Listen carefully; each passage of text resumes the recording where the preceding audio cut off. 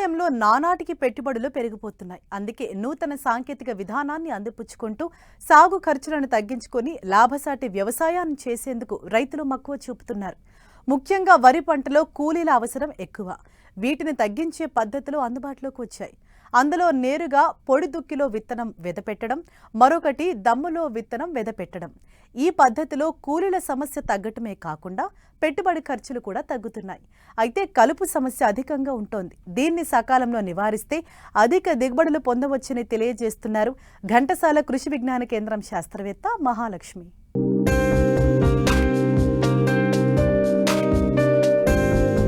వ్యవసాయ కూలీల కొరత ఎక్కువవుతుంది. ఒకవేళ కూలీలు లభించినప్పటికీ చిన్న సన్నకారు రైతులు భరించలేని కూలీల రేట్లు పెను సమస్యగా మారాయి. దీంతో వ్యవసాయ పనులకు ఆటంకం కలిగి రైతుకు సాగు ఖర్చులు పెరిగి ఆదాయం తగ్గుతుంది. నూతన విధానంలో సాగు ఖర్చును తగ్గించి వరి సాగును మరింత లాభదాయకంగా చేయడం అత్యంత అవసరం.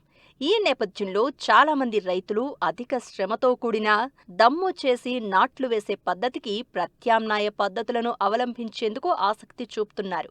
దీనిలో భాగంగానే చాలామంది రైతులు వరి నాట్లు వేసి పండించే సంప్రదాయ పద్ధతిని వదిలి విత్తనాలు నేరుగా పొడి దుక్కిలో దమ్ము చేసిన పొలంలో వెదజల్లే పద్ధతిలో సాగు చేస్తున్నారు. దీంతో పంటకాలం సాగు ఖర్చులు తగ్గడమే కాకుండా మంచి దిగుబడులు సాధించి అధిక ఆదాయాన్ని పొందవచ్చని తెలియజేస్తున్నారు కృష్ణా జిల్లా ఘంటసాల కృషి విజ్ఞాన కేంద్రం శాస్త్రవేత్త మహాలక్ష్మి. ఇటీవల కాలంలో ఏంటంటే రైతులు నారు పోసి 20 నుంచి 25 రోజులు పెంచి దాన్ని ప్రధాన పొలంలో నాటడం అలా ఇటీవల కాలంలో చేశారు. ఇప్పుడు ప్రస్తుత పరిస్థితుల్లో ఏంటంటే రైతులు ఎక్కువగా వెద పద్ధతిలోకి మొగ్గు చూపుతున్నారు. ఎందువలన అంటే మనకి నాట్ల పద్ధతిలో ఏంటంటే మనకి కూలీల ఖర్చు ఎక్కువ ఉంటుంది, కూలీలు ఎక్కువ మంది కావాలి. అదే మనకి వెద పద్ధతిలో ఏంటంటే మనకి సకాలంలో మనకి కూలీలు దొరకకపోయినా సరే ఈ కూలీల ఖర్చు ఎక్కువ ఉండడం వల్ల ఏంటంటే వెద పద్ధతిలో అంటే డైరెక్ట్గా నేరుగా విత్తే వరి పద్ధతి చేయడం వల్ల ఏంటంటే కూలీల ఖర్చు తగ్గడం జరుగుతుంది అనమాట. కాకపోతే నాట్లు వేసే పద్ధతిలోకిను వరి పద్ధతికి ఏంటంటే కలుపు సమస్య అన్నది ప్రధానంగా ఉంటుంది అనమాట. ఈ కలుపుని ఏంటంటే సకాలంలో మనం కరెక్ట్ టైంలో కంట్రోల్ చేయాలి. ఇన్ కేస్ మనం కంట్రోల్ చేయకపోతే ఏంటంటే ఇది వరి పైరుతో పాటు కలుపు మొక్కలు కూడా పెరిగి ఈ గాలి, నీరు, పోషక పదార్థాలు పైరుతో పాటు ఇవి కూడా తీసుకొని దీన్ని ఏమంటామంటే క్రాప్ వీడ్ కాంపిటీషన్ అంటారనమాట. అది అలా చేయడం వల్ల ఏంటంటే మనకి పైరు యొక్క పెరుగుదల అలాగే దిగుబడులు అన్నవి ఒక 90% తగ్గుతుంది అనమాట. సో అందుకని ఏంటంటే ఈ వెద పద్ధతి చేసినప్పుడు ఏంటంటే రైతులు ఖచ్చితంగా కలుపుని కంట్రోల్ చేసుకోగలిగితే ఏంటంటే మంచి దిగుబడులు అనేది రావడం జరుగుతుంది అనమాట. సో అందుకని ఏంటంటే మనకి కలుపుని కంట్రోల్ చేయాలి అంటే విత్తే ముందు ఏంటంటే మనకి పారాక్వాట్ కెమికల్ 5 ml ఒక 10 గ్రాములు యూరియా 1 లీటర్ నీటితో కలుపుకొని పిచికారీ చేసుకోవాలి.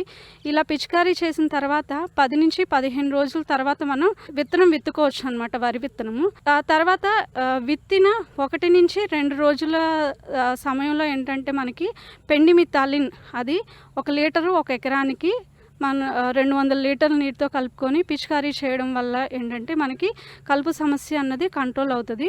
ఒకవేళ పెండిమిథాలిన్ కనుక చేయకపోతే మనకి ప్రెటిలాక్లోరైన్ దొరుకుతుంది. అది 400 ml 1 ఎకరానికి 200 లీటర్ నీటితో కలుపుకొని పిచికారీ చేయడం వల్ల కూడా మనకి కలుపుని మనం కంట్రోల్ చేయవచ్చు.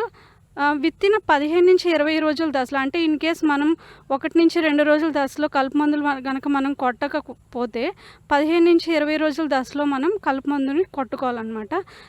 అది ఏంటంటే బిస్పైరిబాక్ సోడియం అది 100 ml 1 ఎకరానికి 200 లీటర్ నీటితో కలుపుకొని మనం పిచికారీ చేయడం వల్ల మనకి మెయిన్గా ఏంటంటే ఈ గడ్డి జాతి మొక్కలు అలాగే పెడల్పాటి కలుపు మొక్కలు అనేది బాగా కంట్రోల్ అవుతుంది అనమాట.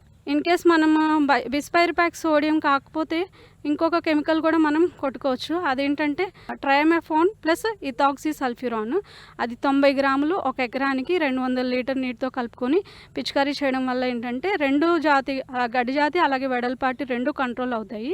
ఇన్ కేస్ మనకి ఓన్లీ గడ్డి జాతి మొక్కలనే కంట్రోల్ చేయాలి అంటే సెహెలోఫాప్ పీ బ్యూటైల్ అంటారు. అది 400 ml 1 ఎకరానికి 200 లీటర్ నీటితో కలుపుకొని పిచికారీ చేయడం వల్ల ఓన్లీ గడ్డి జాతి మొక్కలే మనకి కంట్రోల్ అవుతాయి. అట్లాగే విత్తిన 25 నుంచి 30 రోజుల దశలో ఏంటంటే వెడల్పాటి కలుపు మొక్కలు, ఓన్లీ వెడల్పాటి కలుపు మొక్కలే ఉన్నాయి పొలంలో అంటే మనం 2,4-D సోడియం సాల్ట్ 400 గ్రాములు ఒక ఎకరానికి 200 లీటర్ల నీటితో కలుపుకొని పిచికారీ చేయడం వల్ల ఏంటంటే ఈ వెడల్పాటి కలుపు మొక్కలు కూడా మనం కంట్రోల్ చేయొచ్చు.